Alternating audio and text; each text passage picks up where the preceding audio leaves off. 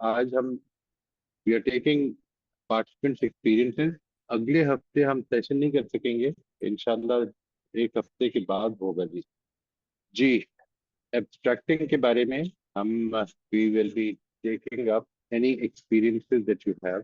आपके जो तजुर्बात हैं, जो आपने इसमें सोचा, वो मैं चाहूंगा कि आप शेयर करें ताकि दूसरों के लिए भी पॉइंट टू पॉन्डर बने वो।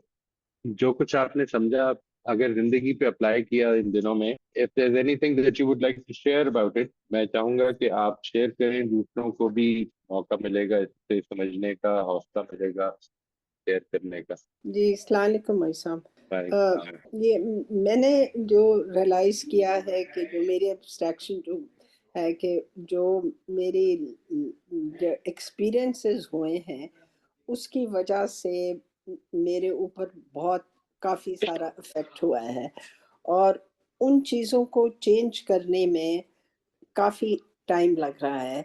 तो मेरी कई चीज़ों में मेरी एब्स्ट्रैक्शंस सही नहीं थी, मेरी अंडरस्टैंडिंग सही नहीं रही और कंक्लूजन्स भी सही ऑब्वियसली नहीं सही हुए। तो मुझे ये रियलाइज़ मैंने किया कि मैं बहुत दफ़ा मिसअंडरस्टैंड करती रही हूँ, दूसरों की बातें भी, अपने बारे में भी और सबसे ज़्यादा जो है, जो मुझे जो फ़ियर्स हैं मेरे में, उनको मुझे समझने में अभी तक प्रॉब्लम्स हो रही हैं कि क्यों मेरे में इतना डर है, क्यों मेरे डर है, अल्लाह से डरती हूँ बट इतने एक्सट्रीम डर क्यों है। तो वो कितना भी मैंने I been going through the abstraction, उसके I haven't been able to still come to a conclusion कि why I haven't been able to realise कि where is the problem going on. ये जो जब आप ये कहते हैं कि दूसरों की बातें गलत समझती हैं, तो आपको असल में ये देखना पड़ेगा कि किस नौइयत की बातें होती हैं जो गलत समझती हैं। ठीक है जी, and then you will have to see कि what is it that you are taking with you as your mental pattern. We will be talking about mental pattern from the next session. ये abstracting से बनते हैं। आपने जो mental patterns बना लिए हुए हैं उसको आपको देखना है, गौर करना है। उसमें हम कुछ एक्सरसाइजेस भी बताएंगे कि how do you get to know about your mental pattern. But the thing is that ये जो है ना, जितना कुछ भी है इसमें असल में एक पॉज है जो अपने अंदर आपको लेना है। यानी before you respond to a situation, आपको एक पॉज लेना है एंड रिकंसिडर करना है कि जो मैं समझ रहा हूँ, जिससे मेरे अंदर ये फीलिंग डेवलप हो रही है, बीइंग अवेयर ऑफ फीलिंग्स, ये भी हम पढ़ेंगे इंशाल्लाह आगे। ये सारे हमारे असल में इंटरनल प्रोसेसेस हैं। हमारी इमोशंस क्या होती हैं उसमें हम, मैं आपको इमोशनल इंटेलिजेंस की जो फील्ड है उसका एक ब्रीफ तारुफ भी कराऊंगा और कोशिश करेंगे कि उसको, सवाल ये कि ये सारा जो जो कुछ भी है, ये it's a very vast topic जो इंशाल्लाह हम करेंगे। लेकिन जो इम्पोर्टेंट इसमें बात है वो ये कि it has to be practice and it this practice is not easy. ये भी मैं आपसे अर्ज कर देता हूँ कि ये जो एलिवेशन की प्रैक्टिस होती है, ये कभी भी आसान नहीं होती। जिंदगी को जब आप बेहतरी की तरफ लेके जाना चाहते हैं तो it requires effort and you will face a lot of failures. आपको ये हौसला करना है और ये हिम्मत कभी नहीं हारनी है कि मैंने इंशाल्लाह अपनी जो भी जिंदगी है मेरी, अब उसमें मेरा असल मकसद अपने आप को इम्प्रूव करना है। ये अगर कमिटमेंट है तो अल्लाह ताला की बड़ी मदद होती है जी इंसान। यू विल वही सी सब दिस जो योर। सॉरी, मेरा जो प्रॉब्लम इज ओवर सेंसिटिविटी, एकदम रिएक्शन ऑफ हर्ट, एकदम ये करना है कि जरा सा अपने आप को कंट्रोल करके कि ओके इट्स ऑल राइट, ठीक है, what ever it is this will pass. But वो जो सेंसिटिविटी वो अंदर जो चलता रहता है and you keep on thinking of the same thing even after the situation is gone. This is right. something I have not been able to I mean it can last for days, baat bhi right. khatam ho gayi, right. and so that is a very very important thing for me to get rid of. और वही जैसे कहते हैं अल्लाह हिम्मत देती है कि भाई ठीक है, move on in life and become a little stronger and less sensitive to what others say or whatever do others have done to you. Forget it, past is past, future का भी नहीं पता, present में रहें और just move on and try to deal with it as best as you can. Actually, you see, again, just this is a very loaded statement. What others have done to you. This in itself, this statement is is the result of some abstractions. What has happened over the past many years is that if we are not very careful and if we are not very conscious of what we are abstracting, our abstracting is our reality. It is not just with you, it is with everyone. जो कुछ मैं abstract कर रहा हूँ, अगर मैं इसके बारे में ये जानता नहीं हूँ कि ये मेरी abstracting है, तो ये मेरी ultimate reality है. Let's say अगर किसी ने कोई बात की है, तो मैं उस बात के अंदर से उसकी intonations को लेकर, उसके कुछ अल्फाज को लेकर, if I have taken it to be very rude, without reconsidering, let's say, कि वो जो बोलने वाला है उसकी वोकैबुलरी है क्या, वो आमतौर पे किस तरह बात करता है, ये सारी चीजें जो हैं ये असल में मेरे अंदर मेरी एब्स्ट्रैक्टिंग, और वो जो मेरी एब्स्ट्रैक्टिंग होती है वो आइंदा के लिए वो स्टीम बन जाती है, वो छलनी बन जाती है जिससे आइंदा मैंने एब्स्ट्रैक्टिंग करनी है. यानी अगर आपने ये एब्स्ट्रैक्ट कर लिया है, मिसाल के तौर पर मेरा और आपका इंटरेक्शन हुआ और आपने ये एब्स्ट्रैक्ट कर लिया कि नॉइज एक बदतमीज आदमी है, तो अब नेक्स्ट जो आपका इंटरेक्शन होगा उसमें ये जो मेंटल पैटर्न है आपका ये मौजूद होगा. Now it becomes very difficult to get rid of that mental pattern. अब मेरी कोई भी बात जो है, इसमें जो मैंने आपको बताया था एक एब्स्ट्रैक्टिंग में चीज, कि हमारे अंदर एक कॉन्फर्मेशन बायस होता है. If we have this opinion about something, anything at all, कि ये कैसी है, तो अब हमें उस चीज के अंदर से वो चीजें दिखनी शुरू हो जाती हैं. ये इंसान की प्रोक्लिविटीज हैं. इसके बारे में कि मैंने अगर किसी चीज को ये समझा है कि वो ऐसी है, लेट्स से कि मेरी औलाद ऐसी है, बदतमीज है, तो वो जो औलाद बदतमीज है उसको रिकंसिडर करें, उसको दोबारा से देखें कि क्या हुआ था. ठीक है, what is it that that has been happening in the past, कि जिसके नतीजे में मैंने कुछ ओपिनियंस बना लिए. वो जो ओपिनियंस हैं वो मेरी ओपिनियंस हैं, दीज आर माय एब्स्ट्रैक्शंस. उसको रिकंसिडर करें, देखें कि क्या चीज है, क्या अच्छा क्या है. अच्छा भी होगा कुछ, वो दिखा नहीं है.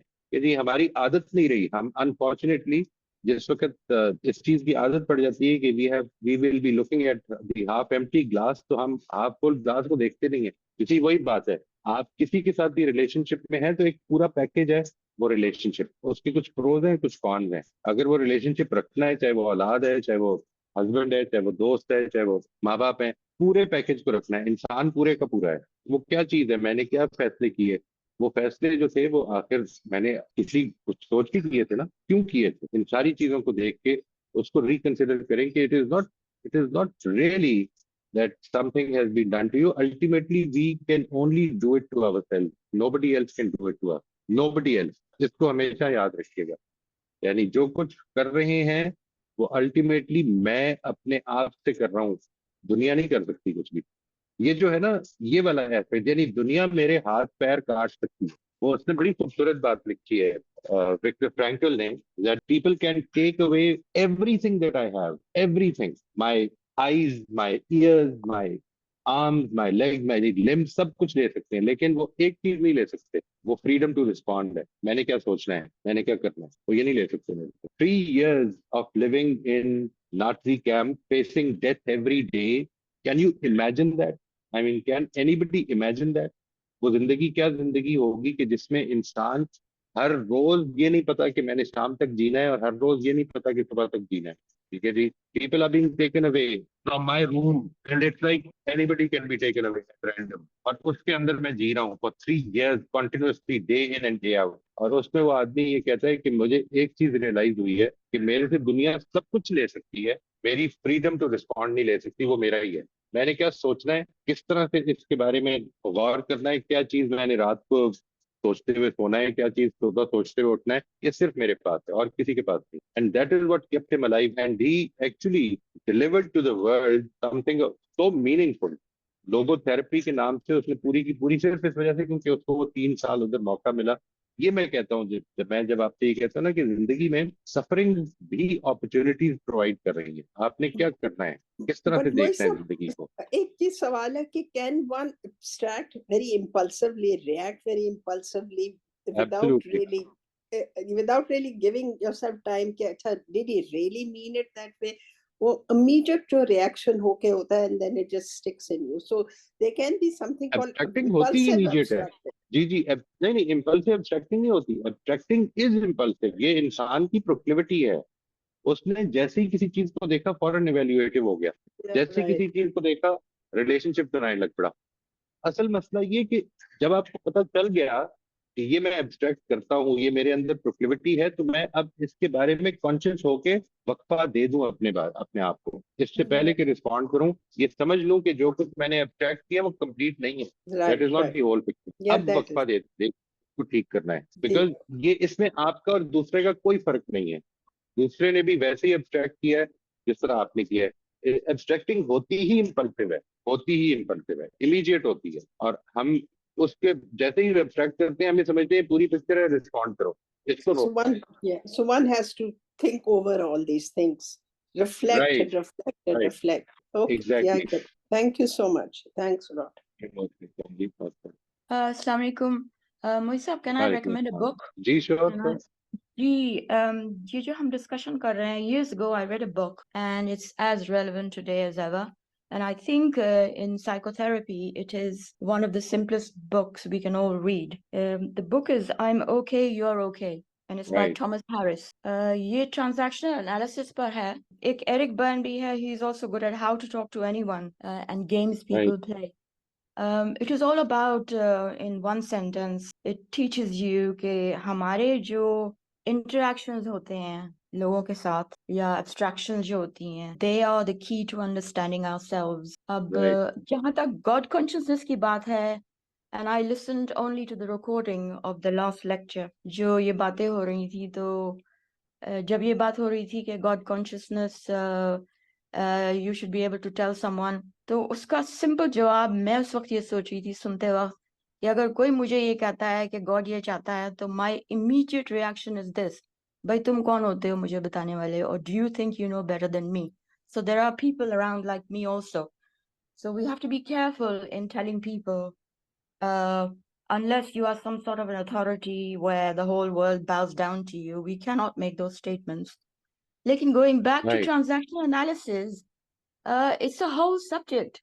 ये जो हमारा सवाल हुआ था कि in any given situation हमारा reaction क्या होना चाहिए, किसी को मुखातिब करना, किसी को जवाब देना, it's a whole art, and I think we can have 10 or 18 sessions just on this alone. True, तो ट्रू, ये जो book का title है, I'm okay, you are okay, that is our objective. कि in any given transaction, if either of the party is not feeling okay, then something has gone wrong. It's out of balance. Right, So learning to right, reach that equilibrium should be the key. बिल्कुल, And I think all of us should read that book, I'm Okay, You're Okay. It will teach us a lot. Very good book, Uh, very good book, that's and all I it's wanted been to the say. best, one of the best sellers for the last about what 40 years. I I saw this book about 45 years ago. I remember I was जी, about मेरी 15 shelf years. पे ये है, and I think I've read it 2 or 3 times, and I think as you grow older and maturer, you look at it in a different way. क्योंकि बाज़ वक्त Yeah, इंसान चीज़ सुनता है वो समझ में नहीं आती उसके, unless you बिल्कुल, go through those experiences. So whether you are talking to a neighbor, whether you are a saas in Pakistan or bahu, or you are in a business environment, you are negotiating a contract, or you are sitting in a meeting room and you need to find your voice. The basic principles are the same. A God true. consciousness for me is limited to finding out what is the challenge and how do I bring myself up to meet this challenge. And then to know always that whatever you have taken from this whole incident is only a part of it. We can Yes, never of have the course. complete picture. No, That you can never that's a learn very enough. important realization. देखें, बिल्कुल जी, हर situation जो है ना, ये जो अब मैंने एक दफा पहले भी बात की थी कि भाई क्यों हमें पैदा किया, क्यों हमें इस सिचुएशन में डाला हुआ है कि जी हमने तुम्हें भेजा है यहाँ पे चैलेंजेस के लिए. भाई who asked for it? Okay, we have to accept that situation. So every day, every moment is a challenge.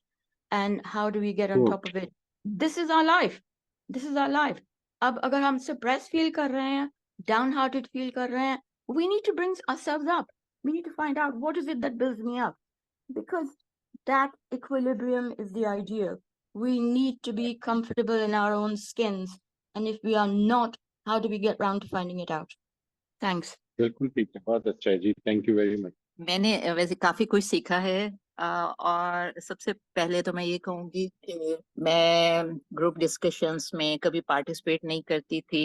ये भी एक मेरी एब्स्ट्रैक्शन थी कि यहाँ जैसे हर कोई अननोन है, लेकिन फिर भी मुझे होता था कि दूसरे मेरे बारे में क्या सोचेंगे, मैं किस तरह बात कर रही हूँ, मैं ये क्वेश्चन कर रही हूँ, जैसे कि एकदम से, क्योंकि शुरू से ट्रेनिंग यही हुई हुई है कि क्वेश्चन नहीं करना, तो अपना क्वेश्चन भी एक लगता था कि एक स्टुपिडिटी शो हो रही है, नॉलेज नहीं है, इंटेलिजेंट नहीं हूँ, इसलिए ये क्वेश्चन कर रही हूँ। तो ये भी एक मेरी एब्स्ट्रैक्शन थी, लोगों की जजमेंट को खुद ही सोच के अपने आप को मैं ज्यादातर खामोशी करवा लेती थी। तो इन एब्स्ट्रैक्शन से एक ये चीज क्लियर हुई, अपने आप को क्यों मैं कर रही हूँ, मुझे अपनी खुद ये सोच चेंज करनी है। फिर एक लेक्चर में जब वो था कि स्टीरियोटिपिकल थॉट्स, या ये कि शुड स्टेटमेंट जो है कि दूसरे को ऐसे करना चाहिए, ऐसे नहीं करना चाहिए, उस लेक्चर के बाद जब मैंने अपने हर सोच को नोट करना शुरू किया कि जब मेरे जहन में आता था कि इसको ऐसे नहीं करना चाहिए, तो मैं खुद सोचना शुरू किया कि ऐसे मैंने ये क्यों सोचा। और बाज़ दफा वो बहुत शैलो थिंकिंग या शैलो बिलीफ होता था, जिसका कोई लॉजिक रीजनिंग कुछ नहीं पता थी, लेकिन अपने एनवायरनमेंट से एक वो स्टेटमेंट सीख ली, वो उसको फॉलो करती की। उसकी एग्जांपल है कि एक दफा एक टीनेजर को देखा, उसने मेकअप किया हुआ है, और मेरे जहन में एकदम से ख्याल आया कि इसको मेकअप नहीं इतना करना चाहिए था, और साथ ही फिर मुझे आया कि ये मैंने ऐसे क्यों सोचा है, अगर उसका दिल चाह रहा है तो वो क्यों ना करे। तो फिर मुझे आया कि क्योंकि मैंने अपने टीनेज में यही सुना था मेकअप नहीं करना चाहिए, तो इसलिए वही मेरा बिलीफ चलता गया। एक ये नई चीज इससे जो मुझे मेरी लर्निंग में मुझे मतलब हेल्प मिली है। और दूसरा एक कोई भी नया एक्सपीरियंस ट्राई करने में मेरे अंदर बहुत रेजिस्टेंस आती है, वो भी मेरी एब्स्ट्रैक्शन है कि मैं ये क्यों ट्राई करूं, जैसे बगैर कोई सोचे समझे कि मुझे नहीं करना ट्राई। इसकी भी मैं एग्जांपल दे सकती हूँ कि मेरा ये एक्सपीरियंस हुआ कि मुझे एक वर्कशॉप में इनविटेशन आया कि डेड बॉडी का जो इस्लामिक तरीका है गुस्ल देना है, कफन का। और उस वर्कशॉप के इनविटेशन में पहले प्लेनली मुझे था कि मुझे नहीं सीखना। फिर कुछ देर बाद ये रियलाइज हुआ कि ट्राई करने में क्या हर्ज है, और एडवाइस भी मिली कि ट्राई कर लो। और जब मैं वहां गई तो कोई ऐसा बुरा एक्सपीरियंस नहीं था, लर्निंग अच्छी थी, लेकिन पहले सिर्फ यही था कि मुझे नहीं सीखना। वो जो एक एक अपने आप को कंफर्ट जोन से निकालना है, वो मुश्किल हो जाता बिल्कुल बिल्कुल जी। है। दैट्स अ वेरी अभी भी इंपॉर्टेंट थिंग। वो अभी भी कॉग्निटिव डिस्टॉर्शंस तो बहुत ज्यादा सारा वक्त होते हैं, और स्पेशली शुड स्टेटमेंट के ऐसे होना चाहिए, दूसरे को ऐसे करना चाहिए, जी। या अपने मेंटल पैटर्न या माइंड रीडिंग या इमोशनल रीजनिंग, वो उस पे मैं चलती हूँ। लेकिन एक ये इम्प्रूवमेंट आई है कि जो पहले कई कई दिन उस डिप्रेशन में गुजरते थे, अब चंद घंटों में मैं निकल जाती हूँ। अभी अब घंटे लगते हैं अभी भी। ये अभी भी इम्पोर्टेंट बात है, और दफा इसको हाँ इंशाल्लाह कि इसको ठीक करना है। वो जो मैंने अभी आपसे अर्ज किया ना, ये जो आपने क्या सोचना है, आपने किस तरह सिचुएशन को रिस्पॉन्ड करना है, ये फ्रीडम आपसे कोई नहीं ले सकता। जैसे, और ये वो दायरा है, सिर्फ ये वो दायरा है, यानी दुनिया ने क्या करना है, लोगों ने क्या करना है, इसके बारे में आपसे नहीं पूछा जाएगा। आपका दायरा जो है रिस्पॉन्सिबिलिटी शो करने का, वो ये है कि आपने रिस्पॉन्ड करना। That's it. आपने कितना सोचा, कितना।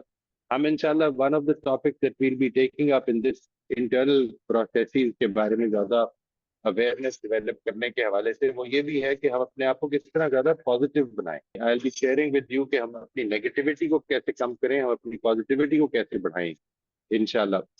That will be an important input in this particular topic, internal processes के हवाले से। जी, आप प्लीज जारी रखिए। I am sorry I interjected. नहीं नहीं नहीं नहीं मतलब अच्छा, इसमें आपने जब कहा कि पॉजिटिव रखने हैं, तो आजकल एक स्टेटमेंट चली हुई है टॉक्सिक पॉजिटिविटी, कि आप सारा वक्त पॉजिटिव ही देखो, और उसके जो राइट। एक जैसे प्रोज एंड कॉन्स हैं, तो वो नहीं होगा कि हम पॉजिटिविटी की तरफ ही जा रहे हैं और दूसरा जो कॉन्स है उसकी तरफ देख ही नहीं रहे। नहीं, हमें देखें, कुछ चीजों के बारे में हमेशा बहुत ज्यादा केयरफुल होना चाहिए। यानी जब भी कभी जिंदगी में मुश्किल आती है, तो ये देखना चाहिए इसमें मेरा क्या रोल है। What ever I have done, मेरा क्या रोल है। इसके बारे में कभी पॉजिटिवली ये नहीं सोचना चाहिए कि ये ठीक है, जो कुछ हो गया, आइंदा देखी जाएगी। नहीं, you should always take it very serious look at what have you done.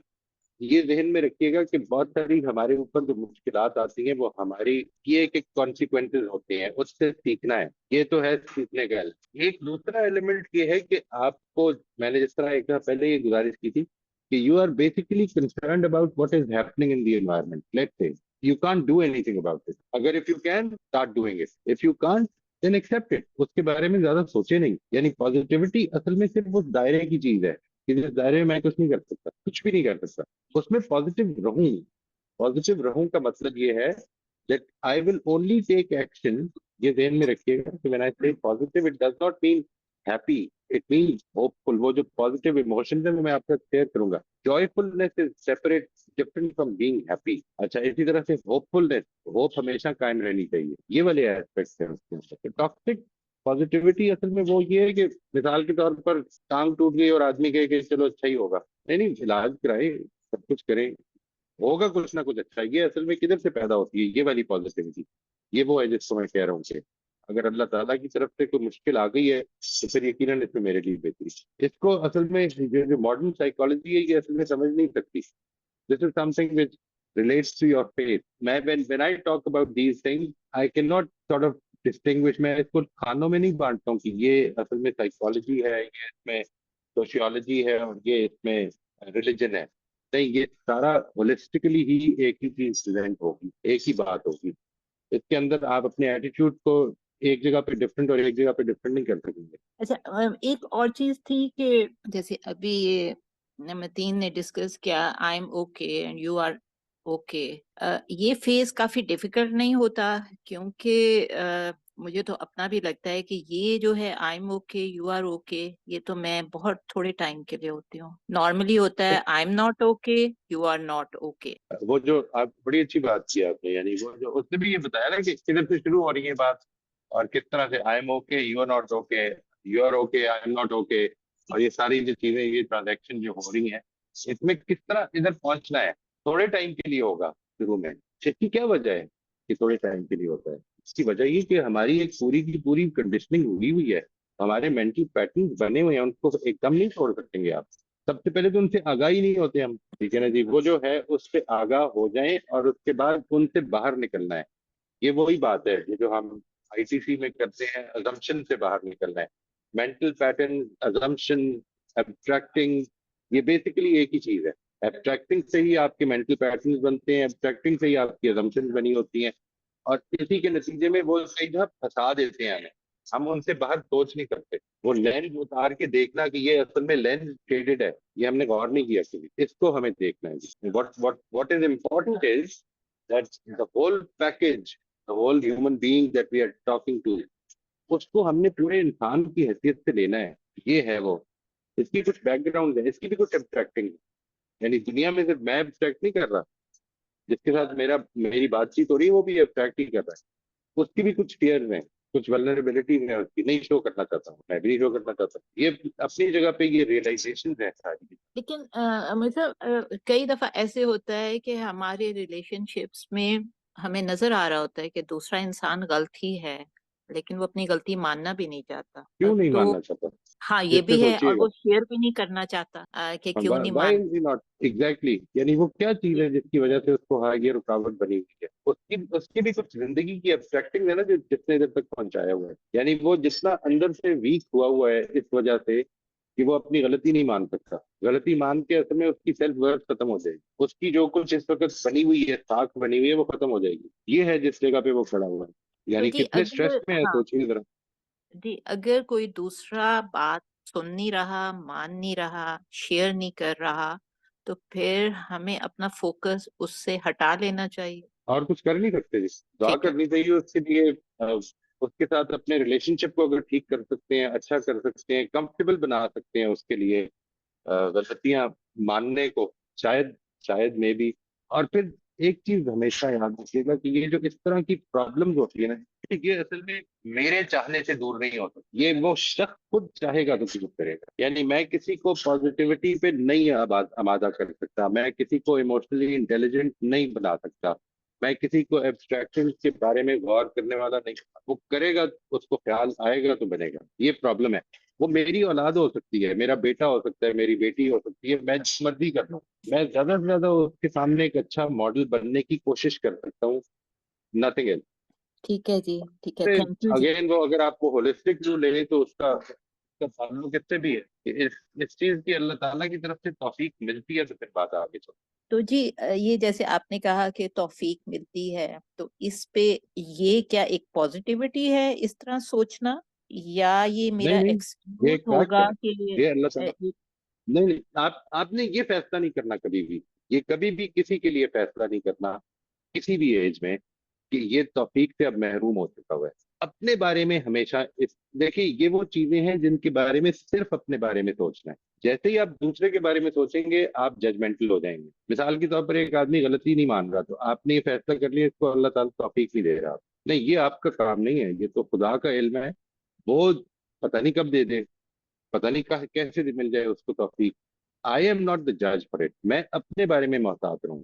वो कुरान मजीद ने एक मौके पर ये कहा है ना कि अगर इंसान जो है वो कॉन्टिन्यूसली बात को टालता रहे, ना माने, अल्फाज बड़े स्ट्रांग वहां पे इस्तेमाल किए कि अल्लाह ताला इंसान के और उसके दिल के दरमियान घायल हो जाता है। इसके बाद वो मौका ही नहीं मिलता फिर बात सुनने का। वो बात सुनने ही नहीं देता, फिर उसको उसके ऊपर तवज्जो देने ही नहीं देता। ये this is this is to make me realize, not about others. इस आदमी को तौफीक नहीं मिल रही है, इस आदमी नहीं, ये मैंने कभी इसमें नहीं जाना। मैं सिर्फ अपने बारे में सोच, ये तो अल्लाह के पैगंबरों ने भी कभी नहीं फैसला किया कि किसको तौफीक नहीं मिल रही है, किसको नहीं मिलनी चाहिए। तो सिर्फ खुदा फैसला करता है, सिर्फ खुदा का है। ठीक है जी। हमें हमेशा होपफुल रहना है दूसरे के बारे में, हमेशा हमेशा होपफुल रहना है। खुदा ताला, देखिए ये बहुत बड़ी कॉस्ट, बहुत ही बड़ी कॉस्ट जो इस दुनिया से जाने के बाद हमको फेस करनी पड़ेगी, अगर हम किसी के लिए भी ये ख्वाहिश नहीं होगी दिल में कि he should suffer। सर अभी मुबशरा साहिबा ने बात की थी टॉक्सिक पॉजिटिविटी की, तो मैं इसको इस तरह से समझी हूँ कि ये इग्नोरेंस है कि जो गलत हुआ है मेरे साथ या जो मैस हुआ है उसको मैं इग्नोर करके मैं सिर्फ पॉजिटिव साइड पर देख रही हूँ। तो राइट, मैंने जो इज इसको राइट। देखा या फाइंड आउट किया कि पॉजिटिविटी यानी कि ये जिस तरह की इस तरह की पॉजिटिविटी नहीं हमें फॉलो करनी चाहिए, हमें ऑप्टिमिज्म की तरफ ज्यादा राग़िब होना चाहिए कि जो गलत हो रहा है उसको भी एक्सेप्ट करें और फिर फ्यूचर के लिए होपफुल हो। असल में उस पर फोकस ना करें। देखिए दो चीजें हैं। एक चीज ये है कि गलत, जिंदगी में बहुत कुछ गलत होना है। What is right in life, there is something right in your environment as well. उस पर फोकस करके तो आगे होप बनेगी। असल में ये है, आप बिल्कुल ठीक कह रहे हैं, ऑप्टिमिज्म एंड होप है जो असल में हमें चाहिए। That is the important thing. It is not about ignoring what is wrong. असल में जो ये है ना, पूरी की पूरी पॉजिटिविटी का जो स्कूल है वो ये कहता है कि इंसान के अंदर जो डेवलपमेंट का पोटेंशियल है वो स्ट्रेंथ से डेवलप होता है। यानी आप किसी की स्ट्रेंथ पर फोकस करके उसको ज्यादा डेवलप करवा सकते हैं। आप उसकी वीकनेसेस पे फोकस करके उसको ज्यादा डेवलप नहीं कर, उसको ज्यादा मेहनत करनी पड़ेगी। Therefore focus on the other person strength, ये वाला एस्पेक्ट है कि क्या अच्छा है, हम उधर से शुरू करते हैं। बुरे को ठीक करना है, बुरे को इग्नोर नहीं करना। ऐसा नहीं है कि ठीक करना है अपने बुरे को, दूसरे के बुरे को नहीं। सर इसमें जो आपने मिसाल दी थी ना आधा गिलास जो पानी का है, तो आधा गिलास मेरे पास भरा हुआ है, फोकस वहां पर रखना है, बट इस चीज को भी एक्सेप्ट करना है कि मेरे पास आधा खाली है। यही बात आधा आप है, कह रहे हैं। ये है आधा ही। राइट, जी जी। जी। सर जो टॉक्सिक पॉजिटिविटी में ये जो हमारे कल्चर में भी है या दुनिया में भी है कि जो बुरा हो रहा है उसमें अक्सर लोग ये सजेशन दे देते हैं ना कि इसको कॉम्प्रोमाइज कर लो, ये अच्छा हो ही जाएगा, और उसमें एक अच्छाई देखो, मतलब तुम्हारे लिए कुछ अच्छा भी है। लेकिन उसमें ग्रोथ की तरफ नहीं कहा जाता ना, जैसे होता है कि ये सबके साथ ही हो रहा है तो ऐसे ही चलेगा, या इसमें राइट, कॉम्प्रोमाइज ही करें, तो वो फिर उसमें फिर इंसान तो उसी में कॉम्प्रोमाइज या सेक्रीफाइस में ही सिर्फ लग जाता है, अपनी ग्रोथ की तरफ तो नहीं जाते ना। बिल्कुल बिल्कुल, आई आई एग्री विद दैट। देखिए ये जी। जो बात है कि मुझे इस चीज को एक्सेप्ट करना चाहिए कि जो कुछ है मैं इसके बारे में कुछ कर सकता हूँ। वो जो कर सकना है ना जी, वो भी असल में पॉजिटिविटी से शुरू होगा। एक्शन कभी भी, you can never be action oriented. देखिए नेगेटिव इमोशन जो है, anger, frustration, they can generate a lot of power in you. इनकी इनकी नेचर है ये। लेकिन आप अगर कोई कंस्ट्रक्टिव एक्शन करना चाहते हैं तो पॉजिटिव माइंडसेट से ही कर सकते हैं। आप ये जो इमोशन है, ये तो असल में डिस्ट्रक्टिव हो सकती है अगर आप इसमें पॉजिटिविटी ऐड नहीं करेंगे, रिएक्टिव बन जाएगा ना आप। मेरा असल में सर ये था ना कि जैसे अक्सर होता है ना, ये एग्जाम्पल दे देते हैं, ऐसे तो होता ही है, मर्द ऐसे ही होते हैं, औरतों को ऐसे ही करना चाहिए, बच्चों को ऐसे ही ये वो करना स्टीरियोटाइप है। चाहिए, स्टीरियोटिपिकल स्टीरियोटाइप। जो है, तो वो मैं कहती हूँ ना। और उसमें होता है कि क्योंकि ये मेजोरिटी कर रहे हैं तो यही करते जाओ और इसमें कोई ऑब्जेक्शन ना करो। लेकिन वो फिर जब आप सप्रेस करते जाते हैं तो वो रिजेंटमेंट्स ही सिर्फ रह जाती हैं और कुछ भी नहीं होता। बिल्कुल सही है जी, बिल्कुल सही है। जी I think if you have to keep developing your own strengths till the time that you can stand on your own feet, that is the most important thing। जी सर। दुनिया कहेगी उनके अपने स्टैंडर्ड है, कोई बात नहीं। मेरी एब्स्ट्रैक्टिंग तो बहुत अच्छी हो रही है और बहुत बेहतर हो गई है। ये जो स्टीरियोटाइपिंग थी और एजुकेशनल में और प्रोफेशनल में और बहुत सारी जो आपने काइंड्स बताई थी, इसमें काफ़ी बेहतरी आई है। लेकिन एक जगह मैं फंसती हूँ और वो है कि जब मैं ये कुरान की आयत पढ़ती हूँ ना कि जब कोई बुराई देखो तो उसको रोको, तो अच्छा मेरे अंदर ये तो सलाहियत है कि मैं बोल के रोक सकती हूँ, मुझे डर वर नहीं लगता बिल्कुल भी। तो लिख के भी कर सकती हूँ, बोल के भी कर सकती हूँ। और अब ये जरूर आ गया है ये सारे आपके सारे सेशन देखकर कि अपने आप को पोलाइट कैसे रखना है, अपने आप को ठंडा कैसे रखना है और फिर बात शुरू करनी है। ये चीज तो आई है बहुत अच्छे से, मैं बहुत कोशिश कर रही हूँ। लेकिन सर मेरे साथ ये मसला है कि जब मेरे अपने घर वाले मुझे ये कहते हैं कि कोई जरूरत नहीं है किसी के बीच में टांग अड़ाने की, वो ऐसे कर रहा है तो उसको करने दो। तुम्हें क्या भाई, मेरे सामने रहते हैं, मुझे अच्छा नहीं लग रहा ये वो ये सब कर रहे हैं, या उनके बच्चियां ऐसे कर रही हैं, या उनके बच्चे ऐसे कर रहे हैं, तो मुझे ये अच्छा नहीं लग रहा है। और मैं चाहती हूँ कि उनको बता दूं कि ये देखें कि ठीक नहीं है और इसको अब इसी स्टेप पे रोक लें। बच्चे ना समझ होते हैं, उनको नहीं पता होता कि क्या अच्छा है क्या बुरा है, तो बड़ों को गाइडेंस देनी चाहिए। लेकिन मुझे मेरे घर में जो है ना सख्ती से मुझे बहुत रोका जाता है कि नहीं, आपने किसी के मामले में कुछ नहीं बोलना है, बस आपसे कोई पूछे तो कहें, आप अगर आपको नजर आ रहा है तो आप देखती रहें बस। ये क्या बात है सर, ये चीजें मुझे इरिटेट करना शुरू कर देती हैं फिर। सबसे पहली बात तो ये कि ये आपकी कौन सी एब्स्ट्रैक्टिंग है, ये वाली जो है। ये एब्स्ट्रैक्टिंग है मेरी परसेप्ट। एब्स्ट्रैक्टिंग की चार किस्में। हाँ हाँ जी चार जी जी, किस्में जी। पर्सपेक्टिव ठीक है कहना ना जी। चाहिए सर। नहीं, ये हाँ, इवेल्युएटिव है, रिलेशनल है, आपकी सेल्फ रिफ्लेक्टिव है, या वो जिसको आप वो कहते हैं वन मोर। पर्सपेक्टिव थी ना सर, एक नहीं, पर्सपेक्टिव। ये पर्सपेक्टिव, आपका जब पर्सपेक्टिव बन जाता है तो when you look at somebody else और वो उस पर्सपेक्टिव के मुताबिक डिफरेंट कर रहा है, आप इवेल्युएटिव हो जाते हैं। आप ये कहते हैं कि ये गलत कर रहे हैं। सबसे पहली बात तो ये बताइए कि कुरान मजीद में ये कहाँ लिखा है कि जब बुराई देखो तो उसको रोको? सर ये कहाँ आपने लिखा है? आपने आज सुबह ही तिलावत सुनी थी तो उसमें ये कहा था कि तुम में से एक गिरोह ऐसा होना चाहिए जो बुराई को रोके। सूरा, मैं सर सूरा आपको बता दूंगी लिखकर, सूरह आले मुझे भी। इमरान।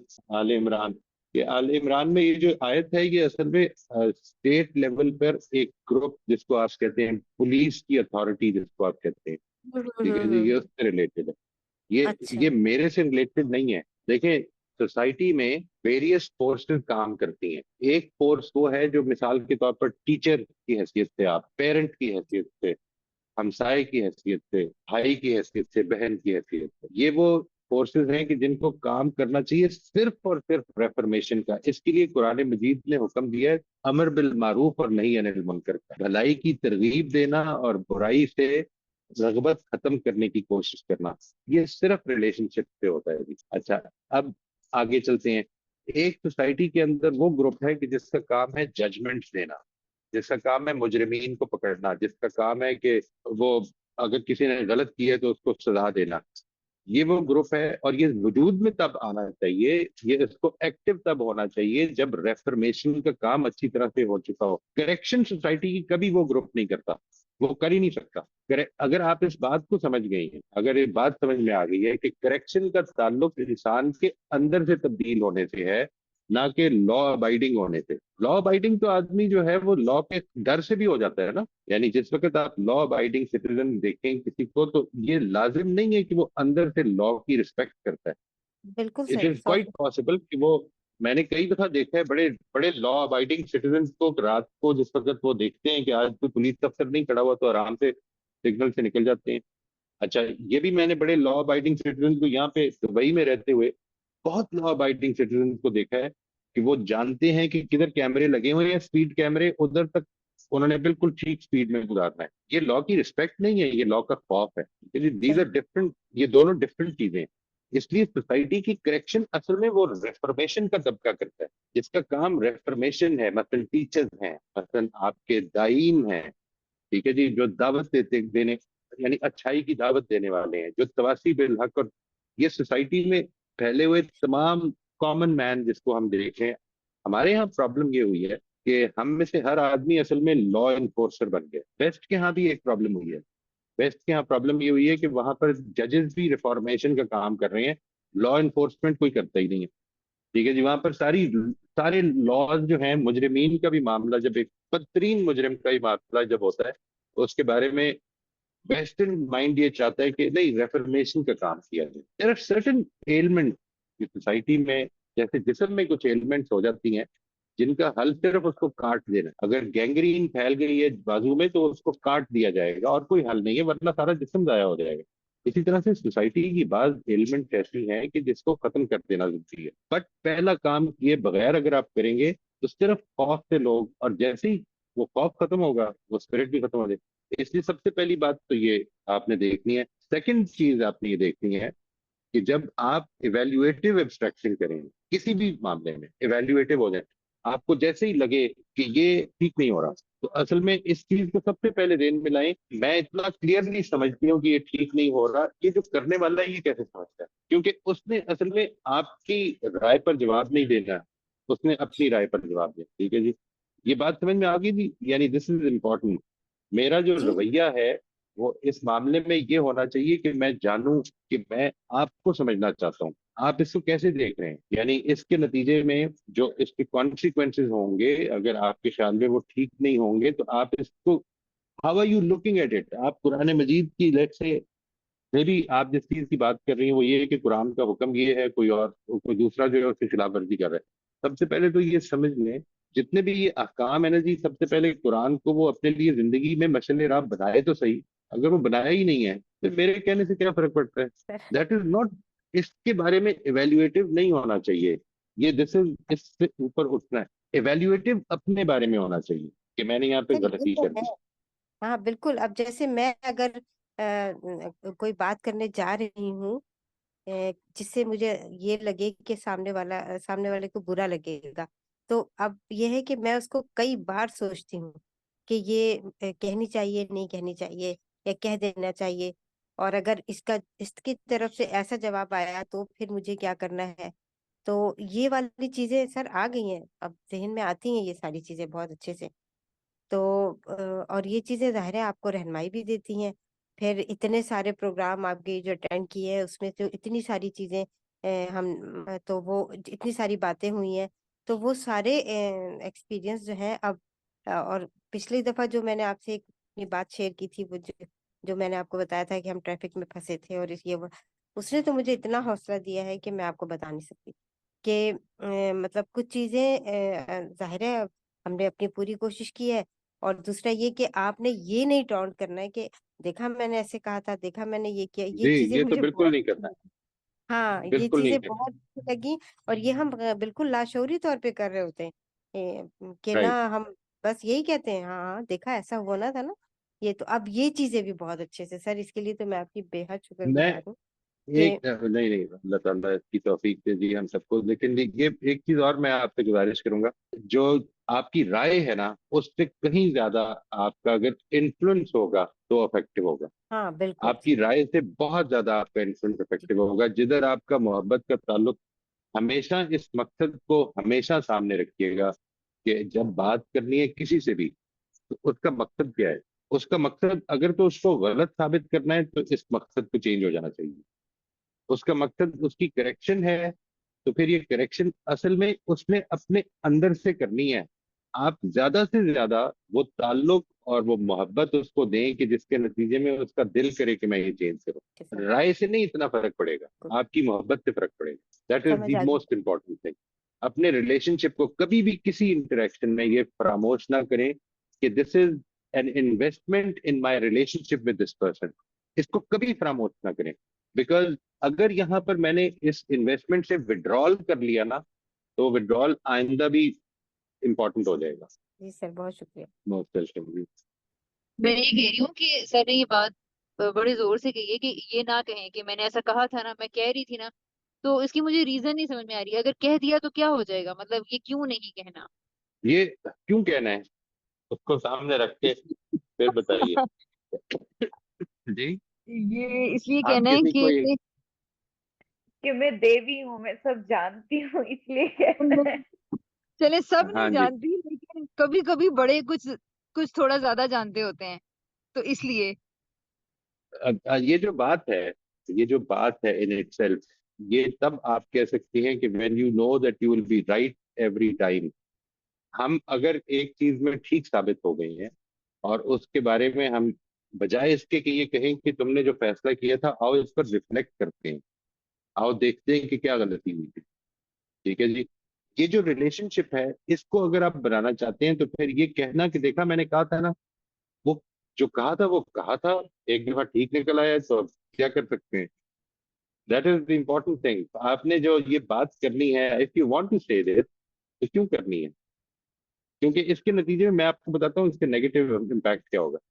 इसके नतीजे में जो सुनने वाला है ना, वो असल में उसके ऊपर ये अपनी ईगो गाले पाए।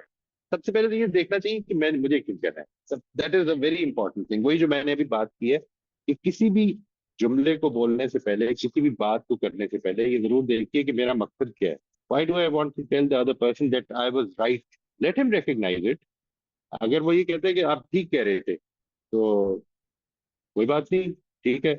बट हम ये भी जानना चाहते हैं कि आपने ये फैसला कैसे किया। असल में दूसरे के अंदर हमने एबिलिटी डेवलप करनी है कि वो ठीक फैसले करने वाला बने। जब मैं ये कहता हूं ना कि देखो मैंने कहा था ना कि मैं ठीक कह रहा था, तो मैं असल में उसको कह रहा होता हूँ कि आइंदा भी ऐसे ही होगा, मैं ही ठीक कह रहा हूँ। ये वाला एस्पेक्ट गालिब आना शुरू हो जाता है। That is what I feel कि इसको अवॉइड करना चाहिए। और सर इसमें मेरा ये एक्सपीरियंस रहा है कि जब आप चलें, आपसे गलती हो गई या आपका एक मेस क्रिएट हुआ होगा, उस टाइम आपको हेल्प की जरूरत होती है कि आपको आपके साथ कोई राइट, खड़ा हो।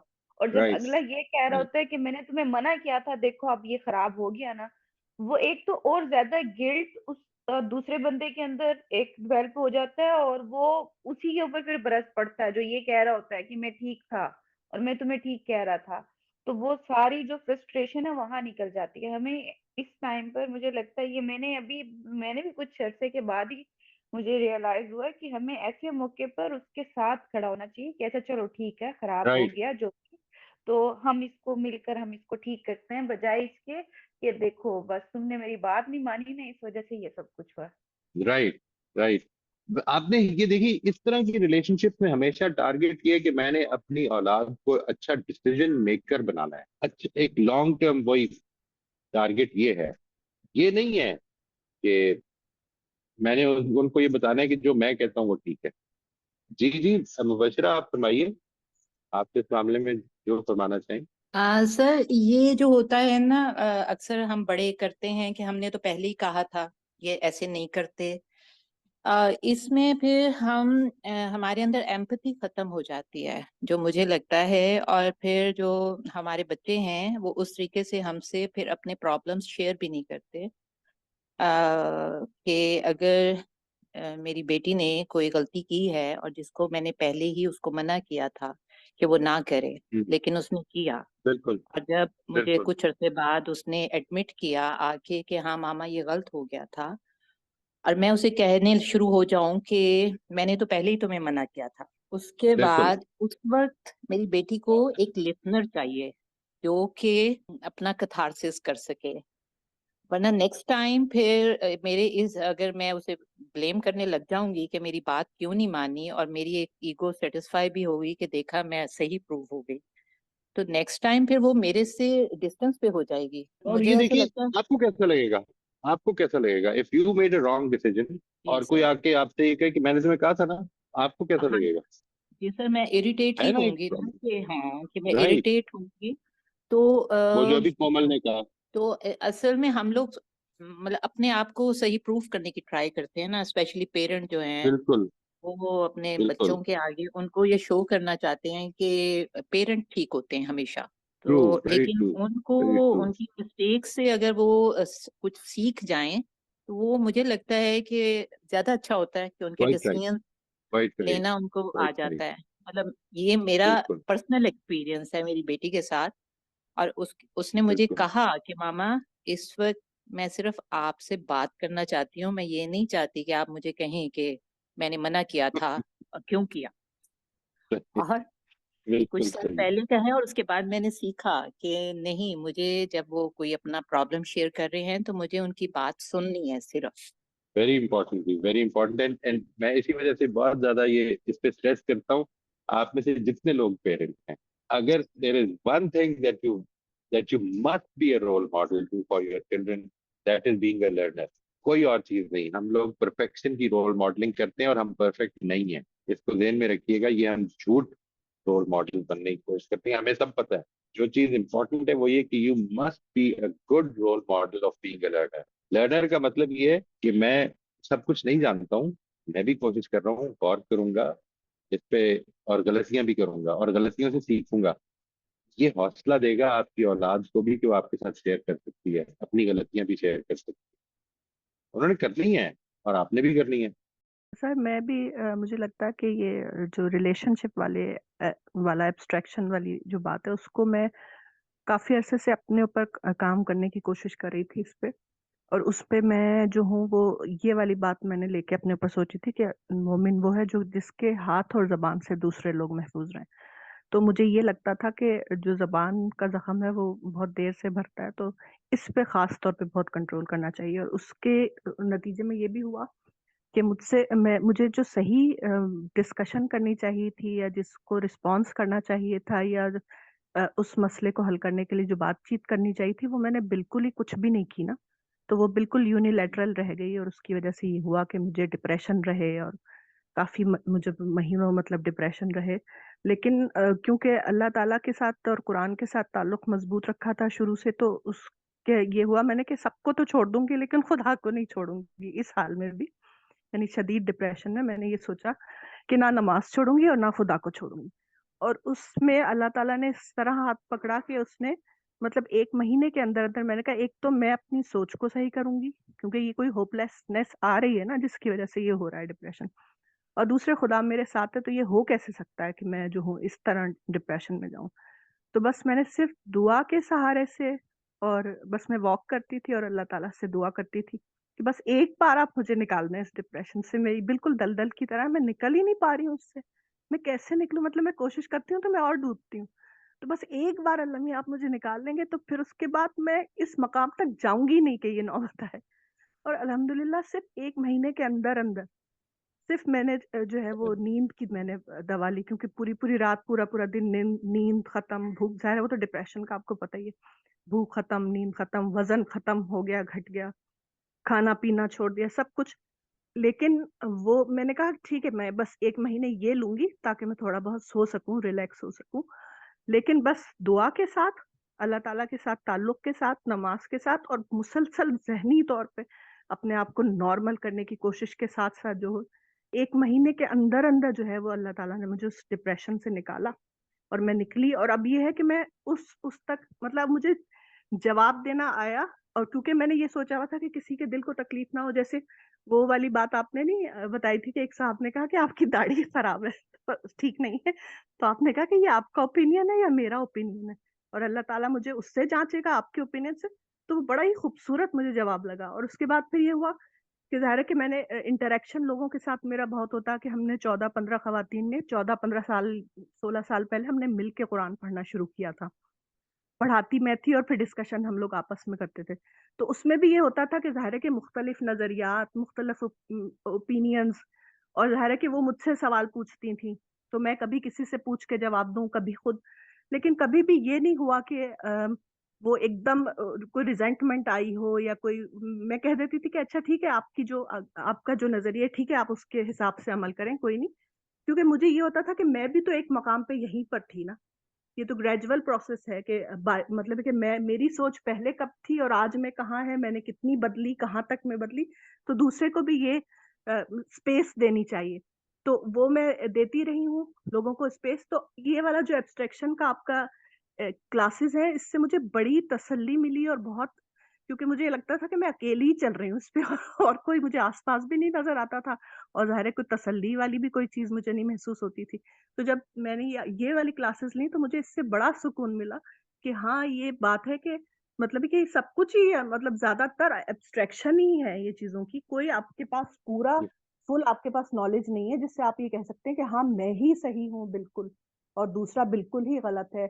या अगर वो किसी स्टेज पर है, किसी मकाम पे, तो वो आ जाएगा, वो बदल जाएगा। लेकिन मैं ये कहने के स्टेज पर नहीं हूँ कि मैं उससे कहूँ कि ना तुम बिल्कुल गलत हो और जो मैं बात कह रही हूँ वो बिल्कुल ठीक है, क्योंकि मैं भी तो इस स्टेज पर नहीं थी। तो इस हिसाब से मुझे ये बड़ा ही अच्छा लगा। और फिर बच्चों के मामलात में भी ये हुआ कि जैसे मेरा छोटा बच्चा, मेरी उंगली जल गई एकदम, तो मैं उस पे कुछ क्रीम लगा के बैठी थी, तो वो आके मुझसे कहता है कि ये इतनी सी उंगली से आप जलने से डर गई हैं, हमने तो पूरा जलना है जानना। मैंने कहा अस्तगफिरुल्लाह हसन, ये तुम कैसे कह रहे हो? तो हम पूरा क्यों चलेंगे जहन्नम में? तुमने ये कहाँ से सोचा? तो कह रहा है कि तो वो तो मैं ऐसे ही मजाक कर रहा था। तो मैंने कहा नहीं, फिर भी कोई तो सोच होगी ना तुम्हारे अंदर जिसकी वजह से। तो कह रहा है हाँ, वो नमाज वगैरह मैं तो नहीं पढ़ता। मैंने कहा तो पढ़ने लगोगे अगर अभी नहीं पढ़ते, और तुम कोई कोई जहन्नम में तो वो चलेंगे जो जानते बूझते हक को रिजेक्ट करेंगे, सच को रिजेक्ट करेंगे और झुटलाएंगे। तुम तो ऐसा कुछ नहीं कर रहे ना। तो कह रहे नहीं, आप परेशान क्यों हो रही? मैं तो ऐसे ही कह रहा था। फिर उसके फिर साथ-साथ जैसे वो अक्सर मुझे कोई बात बताता है, ये हुआ आज स्कूल में, वो हुआ या बाहर ऐसा हुआ, तो फिर मैं कहती हूँ अच्छा ऐसा हुआ, ये तो बड़ी अच्छी बात। तो कहता है आप तो मेरी हर बात मान लेती हैं, मैं तो झूठ ही बोल रहा हूँ। तो मैंने कहा मैं तो अपने बच्चे पे ट्रस्ट करती हूँ कि मेरा बच्चा जो है वो सही बात कहता है, तो तुम बता दिया करो ना कि मैं झूठ बोल मैं हम्म। हर दफा झूठ बोलता हूँ और आप हर दफा उसको सच समझती हैं। तो वो बच्चों की इसको खास तौर पे इस बेटे को मुझे बड़ा इसको स्पेस देना पड़ता है और बड़ा कुछ अजीबोगरीब बातें करता है, क्योंकि इसके फादर कहते हैं कि तुम नमाज पढ़ो, मस्जिद जाओ, तो ये आखिर में जब लोग निकल रहे होते हैं तब ये बगैर वजू के चला जाता है। तो मैं इसके ऊपर नहीं सख्ती करती, मैं कहती हूँ कोई बात नहीं, कोई बात नहीं, पढ़ लोगे अभी ठीक है, चलो अभी बगैर वजू के पढ़ लो, चलो 1 पढ़ लो, चलो 2 पढ़ लो। लेकिन वो प्रेशर, क्योंकि मैंने देखा है लोगों को भी कि जिनके ऊपर सख्ती की गई है, उन्होंने बिल्कुल छोड़ दी है नमाज़ें, और बल्कि मुझे तो लगता है कि वो शायद अब इस्लाम को भी छोड़ चुके हैं। तो मुझे बड़ा खौफ आता है इस चीज़ से। तो वो इस वजह से लोगों से इंटरेक्शन के मामले में और अपने बच्चों से खास तौर पे, इनको भी मैं बड़ा स्पेस देती हूँ इस मामले में। मतलब किसी चीज़ पे मैं सख्ती नहीं करती कि कोई बात नहीं, कर लिया तो कर लिया, नहीं तो कोई बात नहीं। अल्लाह ताला के साथ मामला बनाना है, इंसानों के साथ नहीं बनाना, किसी के साथ भी, सब कुछ अल्लाह की खातिर करना है। तो मुझे इन बिल्कुल। क्लासेस से इतना फ़ायदा हुआ है और इतनी मदद मिली है कि मतलब एक फुल सपोर्ट मिली है मुझे इन क्लासेस। तो बहुत शुक्रिया, इसमें भी जज़ाकल्लाह आपने अल्लाह शेयर ताला। करने, मोस्ट वेलकम जी, मोस्ट। ये भी शेयर कीजिएगा अगर आपको इस चीज का मौका मिले। आप में सबको मैं ये गुजारिश करूंगा कि जिसमें मैंने गुजारिश की थी कि जिसमें आपकी एब्स्ट्रैक्टिंग चेंज हुई है, यानी you were at one level, एक राय थी आपकी, जब आप इस पे गौर करेंगे ना कि आपकी किसी चीज के बारे में ये राय थी और अब वो राय चेंज हो गई है, ये असल में आपकी एब्स्ट्रैक्टिंग चेंज हुई है। यानी उस इशू के बारे में आपकी एब्स्ट्रैक्टिंग चेंज हुई है। इस पे आप गौर करके देखिएगा, आपको बहुत कोई मिसालें इसकी मिल जाएंगी, बहुत कुछ मिसालें मिल जाएंगी। बहुत सी असल में चीज़ें हैं एक सर। डेवलपमेंट है ही। जी जी, जी। बहुत सारी चीज़ें ऐसी बहुत। हैं, एक नहीं है, बहुत चीज़ें हैं। इसी वजह से तो मैं वो कह रही हूँ जी। ना कि हम दूसरों को इसलिए स्पेस देना चाहिए कि एक मकाम पे वो सोच हमारी भी तो थी ना, तो अब जाके बदली है। Right right. तो इस वजह से राइट राइट। तो वो और वो बात तो है कैसे अपनी। बदली है, वो अगर आपको पता चलना शुरू हो जाएगा ना, तो आप जी, दूसरे की हेल्प ज्यादा बेहतर कर सकेंगे जी, एज जी, यू ठीक है। Progress in life. और आपको अपनी एब्स्ट्रैक्टिंग का पता चल जाए कि मैं किस तरह से एक से दूसरे में आता हूँ, या इंसान किस तरह से एक से दूसरे में आता है, किस तरह चैलेंजेस और सपोर्ट की जरूरत होती है इसमें, यू विल बी जी एबल टू जी हेल्प अदर्स मच बेटर। ठीक है help sir. Others, not guide बिल्कुल अदर्स, ये दोनों बिल्कुल अलग बिल्कुल अलग चीजें हैं। हेल्प हेल्प यस यस बिल्कुल सही बात है। गाइड तो ज़ाहिर है नहीं, हेल्प ही कर सकते हैं। Just briefly, something that strikes me, which is cultural, East or West में. हमारे यहाँ जो ईस्ट में जब लोग एज को तरजीह देते हैं तो बड़े बूढ़े जो कुछ भी कहते हैं वो ठीक है, और यहाँ पे बिल्कुल वेस्ट में बिल्कुल इसके बरक्स है। आप 16 साल के हो जाएं तो आपका जो जी चाहे करें। ट्रांजैक्शन में कोई मिल होना चाहिए, where you are keeping, कि आप अदब भी करें और अपने आप को assert भी करें. That is also a challenge for parents. That's all I true, wanted to say, क्योंकि मुझे दोनों ट्रू, एक्सट्रीम लगते हैं, which बिल्कुल is जी, मुझे भी बिल्कुल ठीक है। yeah, Actually, it's in both the very cases, what is mm, I think the common thread is that in both the cases there is no real conversations. no, If you there start isn't. those conversations तो देखें ना, and एक तरफ बिल्कुल start listening, meritocracy है, दूसरी तरफ बस बिल्कुल, आपकी अगर दाढ़ी सफेद है तो आपका जो जी चाहे कर ले. बिल्कुल सही, It's बिल्कुल सही, just unbelievable.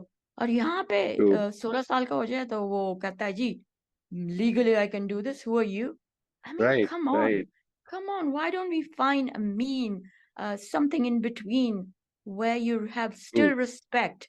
So in, like I said before, in every situation it's a challenge. Shukriya. एक चीज बताइए कि sometimes one faces when the children are much older, they start pointing out your mistakes. तो उनकी abstraction को आप कोशिश करते हैं understand where are you abstracting this from.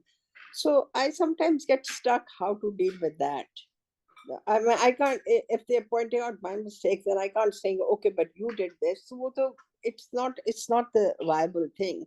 So how do you do with a little grown-up children who are educated and they seem to know that they know a lot, so they think that they can point out your mistakes. So I'm not very sure how one handles this.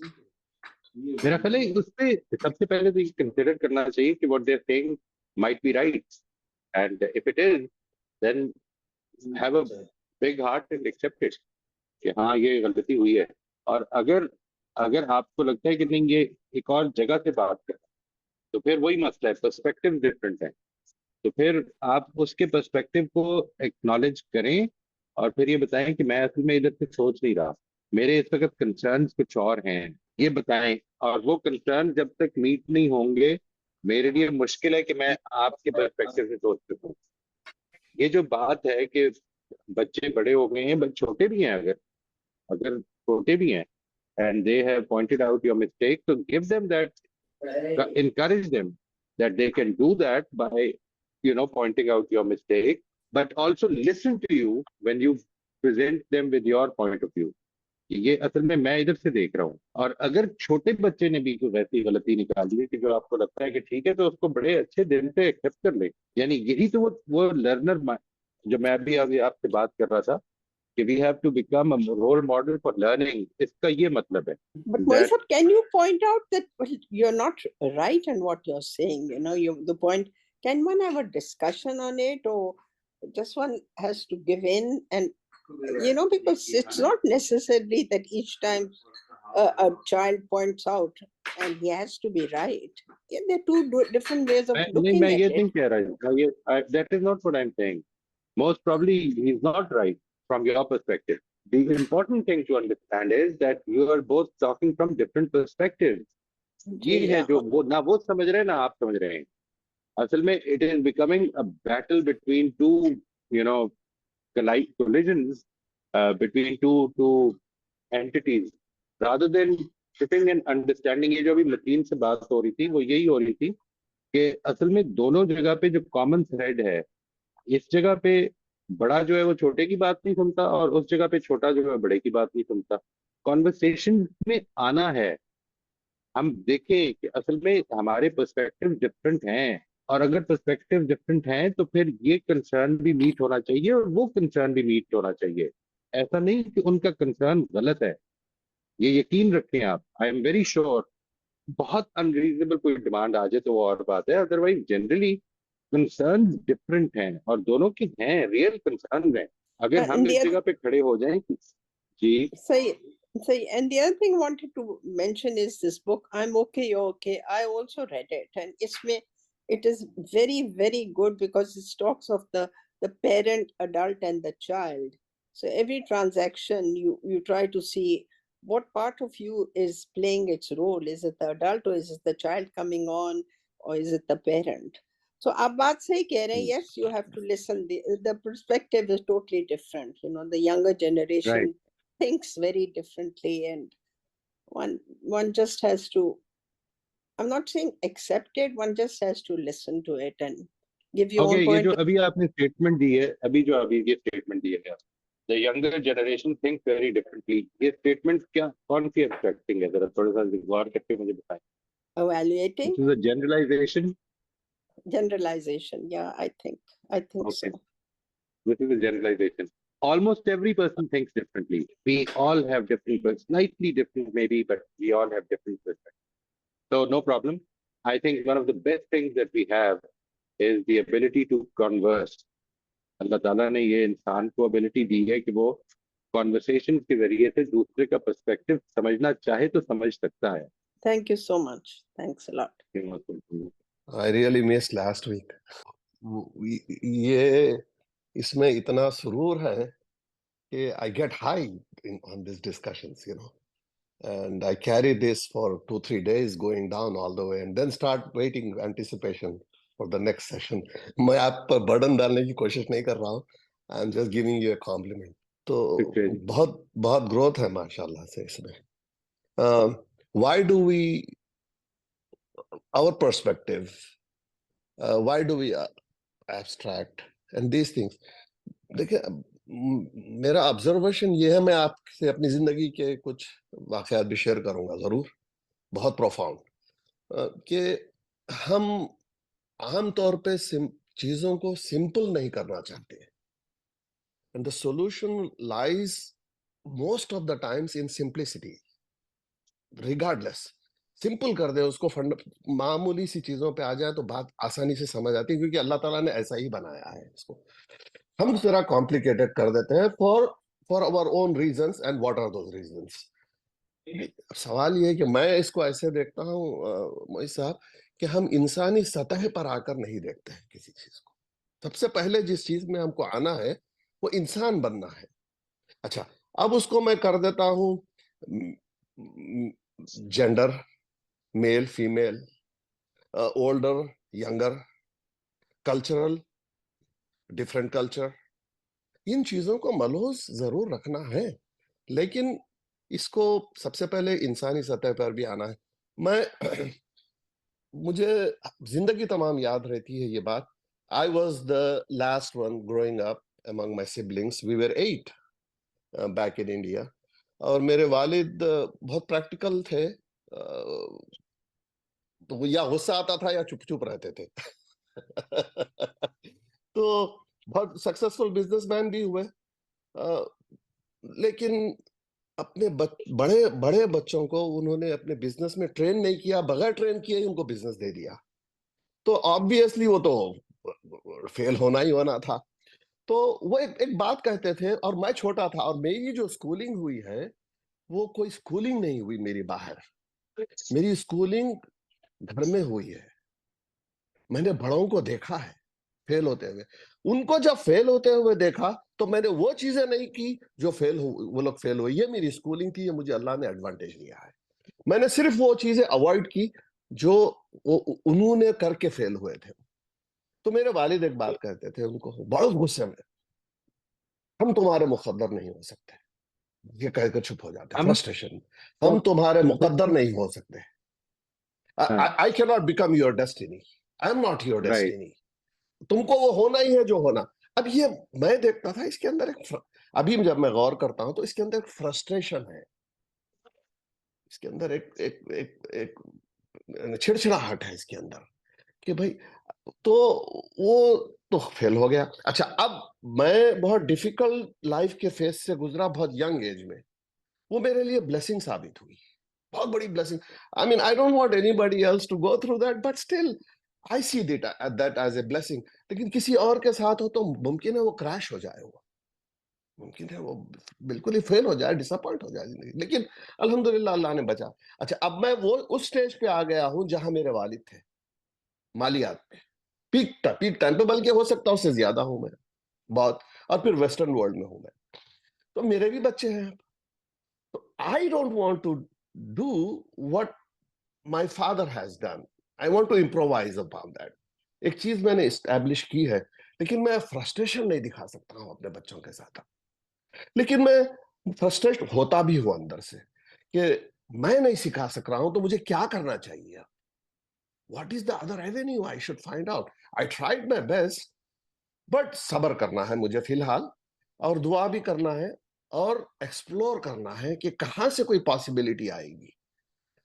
अल्हम्दुलिल्लाह आई है, possibility आई है, और they are growing, they are in the late 20s now. तो मेरे second लड़के के लिए एक बहुत बेहतरीन लड़का मिला है मुझे, जो कि प्रैक्टिकल बिजनेस में है वो। और उसको मैं, जब मैंने सिर्फ 3 वीक्स की बात कर रहा हूं मैं जो 5 साल में अपने बच्चे को ग्रो नहीं कर सका, उसने 3 हफ्तों में किया है। मेरे बच्चे के अंदर, घर में मैं टोटली उसको डिफरेंट देखता हूँ, totally he is changing now. On end of वो हटता है, थोड़ा सा ट्रैक से हटता भी है। अब he is discussing with me now, now I am sharing my thoughts, now I am sharing what he is doing, now we are discussing, and he is seeing the light, bright light now, whereas he was frustrated, I was also frustrated in a way. तो एक narration है जो मैंने आपके साथ share किया है ये।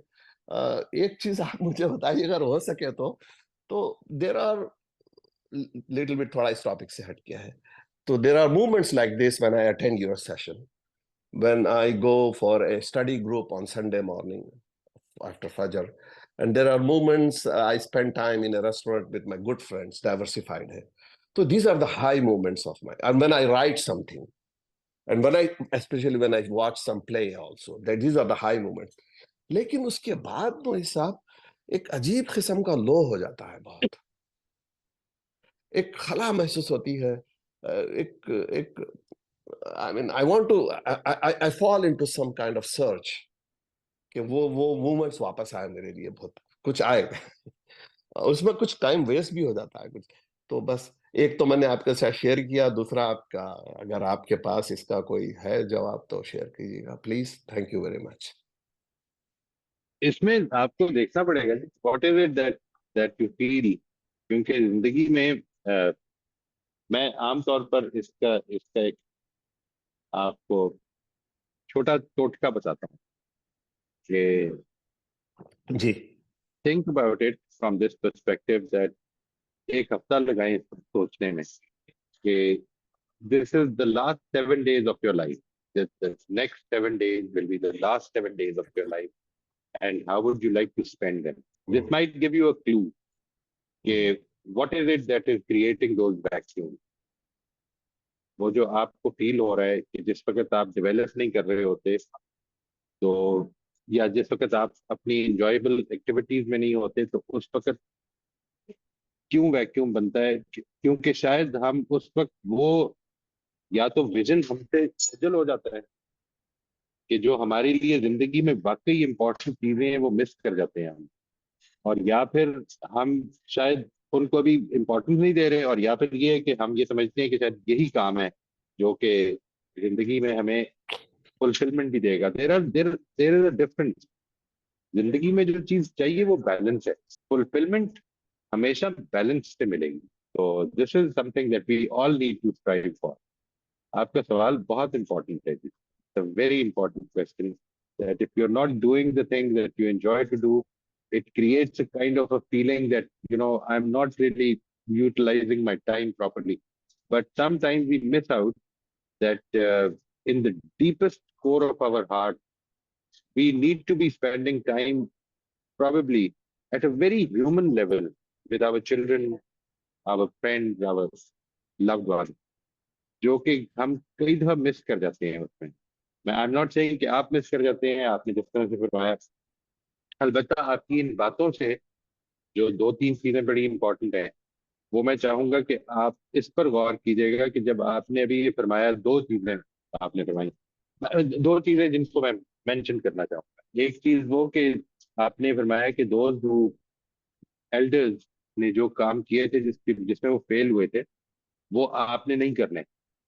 ये जो आपने डिसाइड किया था ना जी, ये भी आपकी एब्स्ट्रैक्टिंग थी। यानी आपने कुछ कहा कि ये हम्म काम नहीं करने, ये एब्स्ट्रैक्टिंग थी।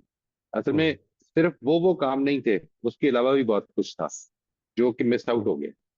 हम्म ठीक है जी। और दूसरी चीज ये कि जो आपने फरमाया कि बेटा जो है वो सीख नहीं रहा था, तो ये जो बात है कि वो सीख नहीं रहा था, ये भी आपकी एक्सपेक्टिंग है। हम्म यानी असल में आपने कुछ ज़हन में रखा हुआ है कि वो ये करेगा तो सीख रहा होगा, हम्म जबकि जिंदगी में every day is a learning happening. Hmm hmm learning is happening, but sometimes because that is not what we are targeting, we miss out on that. Hmm अपनी learning, hmm Got it. Organic learning हो रही होती है वो। Yeah, absolutely, absolutely, absolutely. मैंने miss किए हैं ये पॉइंट्स, न्यूआंसेस थे इसके अंदर. Yeah, ji ji. I got it. I got it. Basically, I was going through a process step by step, with maybe some pitfalls or some deficiencies, but it was going through a destination. And अब मुझे लग रहा है कि वो destination है, लेकिन जरूरी नहीं है कि अभी भी है, ये भी चलता रहेगा. हाँ हाँ, बिल्कुल बिल्कुल, very important. Thank you very much जी, जी। Thank you very much. Well sir, ये जो टॉपिक पिछले काफ़ी अर्से से आप पढ़ रहे हैं, मैं तो खैर बहुत मिस, अब मैं रेगुलर नहीं रहा इसमें, बहुत कम सेशंस लिए हैं, लेकिन ओवरऑल तो ये साफ ज़ाहिर है कि इंसानी किरदार के बारे में ही बातें हो रही होती हैं। मैं शायद टर्म्स से या इन तमाम चीज़ों से वाकिफ़ नहीं हूँ, क्योंकि मैं पढ़ नहीं पाया, बट जो अभी ये टॉपिक डिस्कस हो रहा था तो उसमें मैं चाह रहा था कि कुछ ऐड करूँ या शेयर करूँ। जैसे जैन साहब कह रहे थे, एक्चुअली मैं गौर से सुन रहा था उनकी डिस्कशन, तो उन्होंने अपनी बात जब स्टार्ट की तो उन्होंने यहाँ से बात स्टार्ट की कि be simple, actually we are trying our self to be complicated, actually we are simple. और आखिर में उन्होंने जो सवाल किया उसमें मुझे ऐसे लगा कि वही जवाब है उनका। और स्टेटस कॉन्शियसनेस या हम, अच्छा ये मैं रिलेट कर पा रहा था, मतलब मैं भी ऐसा फील करता हूँ, अभी भी करता हूँ, और पहले कुछ ज़्यादा करता था कि मैं अगर अपने इंटरेस्ट के एक्टिविटीज़ में हूँ तो बड़ा हाई हूँ, और मुझे बोलने का मौका मिल रहा है तो these are the high moments for me. और जब मैं बच्चों के साथ हूँ या ऐसे दोस्तों के साथ हूँ तो मुझे ऐसे लगता था यार ये मैं वेस्ट कर रहा हूँ time, I am not doing some intellectual work. मतलब ये सारी चीज़ें महसूस होती थी, और एनर्जी जैसे कह रहे थे ना सैयद साहब, सैयद जैन साहब, हाँ, तो वो कह रहे थे तो मुझे बिल्कुल ऐसे महसूस होता था। बट मैंने आप जैसे अहबाब के साथ जुड़ करके ये सीखना शुरू किया है कि नहीं, we have to live in a present moment. ये एक पूरी, जैसे आप अभी फरमा रहे थे कि लाइफ, ये वैक्यूम क्रिएट तब होते हैं जब बैलेंस नहीं रहता। और बैलेंस क्या है कि हमने हर रिश्ते को, हर स्टेटस को जीना है। मतलब मैं इसे इंजॉय करना भी नहीं कहता, मैं इसे कहता जीना है। हमने उस मोमेंट में रहना है, उसको ही फेस करना है। वो हो सकता है मुश्किल हालात हो, वो हो सकता हो खुशी वाले हालात हो, उनको जीना है, उसको फेस करना है। तो मुझे तो सैयद जैन साहब की गुफ्तगू बड़ी अच्छी लगी, हमेशा अच्छी करते हैं, लेकिन इन्होंने जो सारी नरेशन की स्टोरी की, मुझे एक्चुअली उनकी गुफ्तगू में ही जवाब मिल गया जो आखिर में उन्होंने क्वेश्चन किया। तो मैं चाह रहा था कि मैं शेयर कर दूं अपनी फीलिंग्स भी और उनकी बात भी। जज़ाकल्लाह। थैंक यू जी, थैंक यू। चले जी, इंशाल्लाह नेक्स्ट वीक जी हमारा सेशन नहीं होगा। वी विल इंशाल्लाह meet in the new year 2024 में हमारी मुलाकात होगी पहले फ्राइडे को इंशाल्लाह, which will probably be the 6th, I think 6th of January, अल्लाह ने चाहा तो। और next week I have some engagements, तो इंशाल्लाह दुआ कीजिएगा, अल्लाह ताला सब खैरियत रखे, आप सबको नया साल मुबारक हो, और अल्लाह ताला बरकतों वाला दुनिया और आखिरत में कामयाबियों के दरवाजे खोलने वाला साल चढ़ाए आप हम सब के लिए। थैंक यू वेरी आमीन मच। आमीन।